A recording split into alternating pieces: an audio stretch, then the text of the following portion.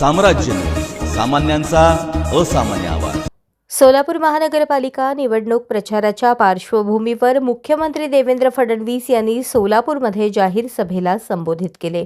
यावेळी बोलताना त्यांनी सोलापूरकरांना ठाम शब्दात आश्वासन दिले की सोलापुरातील प्रत्येक घरात दररोज पिण्याचे पाणी पोहोचवल्याशिवाय आम्ही थांबणार नाही। पाणी प्रश्न सोडवणे हे शासनाचे प्राधान्य असून त्यासाठी ठोस आणि दीर्घकालीन उपाययोजना राबवण्यात येणार असल्याचेही त्यांनी स्पष्ट केले। दौऱ्याच्या प्रारंभी मुख्यमंत्री देवेंद्र फडणवीस यांनी सोलापूर येथील श्री सिद्धेश्वर मंदिरात मनोभावे दर्शन घेतले। त्यांनी आरती करून राज्यातील आणि सोलापूर शहरातील जनतेच्या सुख समृद्धी, आरोग्य आणि विकासासाठी प्रार्थना केली।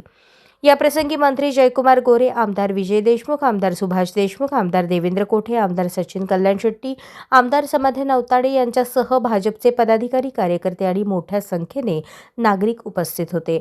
जाहीर सभेत मुख्यमंत्री फडणवीस यांनी सोलापूर महानगरपालिकेच्या माध्यमातून शहराचा पाणीपुरवठा, पायाभूत सुविधा आणि नागरी सोयी सुविधांचा विकास गतीने करण्याचा निर्धार व्यक्त केला।